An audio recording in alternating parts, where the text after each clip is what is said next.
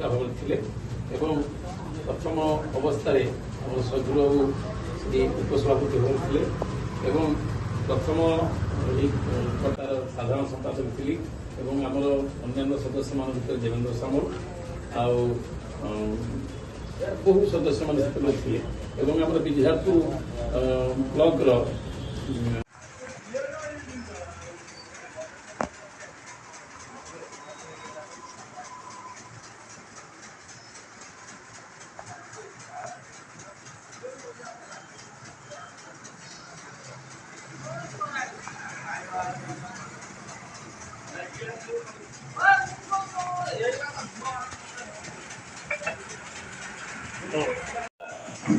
अग्रणी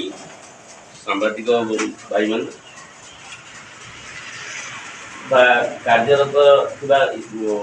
खरसुता press club बर्तमान अधुना कार्यव्यस्त जो समस्त कर्मकर्ता मान आम सहयोगी भाई मान तथा आज गोटे भल लगुच जो खरसुता प्रेस क्लब टी विंध्यारपुर सर्वप्रथम और सर्वपुरातन प्रेस क्लब भाव ठिया होता आजी से खरसुता प्रेस क्लब जो व्यवहार पाऊँ से प्रकार सहयोग पाऊँ जहाँ अन्य मानू आम पाई गर्वर सहित मुझे कहूँ खरसुता प्रेस क्लब सदस्य मैंने आज पर्यंत वर्तमान पर्यंत से शुद्ध सांबादिकता को बजाय रखिंट समस्त पाखे स्वतंत्र आसन अधिकारी होता आमर खरसुता प्रेस क्लब बहु उत्सव अनुष्ठित होती सचिव सभापति आम तत्कालीन विधायिका मंत्री प्रमिला मल्लिक पृष्ठपोषकतार बहुबार खरसुता प्रेस क्लब बैठक मान अनुष्ठित होती केते वर्ष भितर टिके समय परिवर्तन होती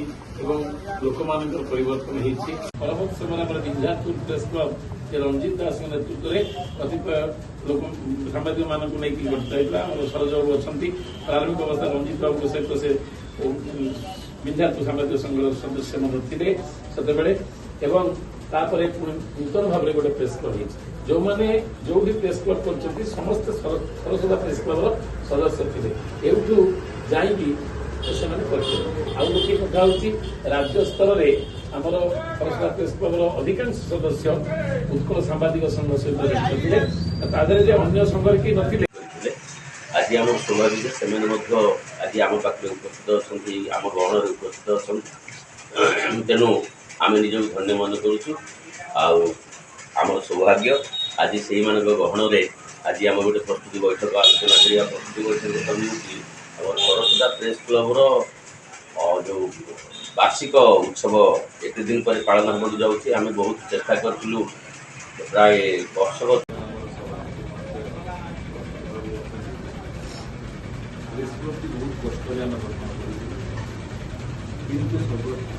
प्रथम धन्यवाद दिया प्रेस क्लब को आप बचे कौन कौन कथा भाई कथा प्रसंग कटक गोटे मीटिंग होता सौम्य मुझे कथबार्ता सहित लेडी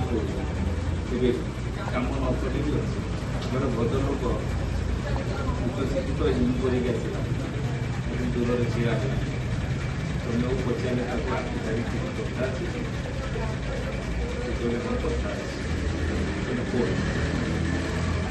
प्रमिला भवन कटक गोटे अच्छी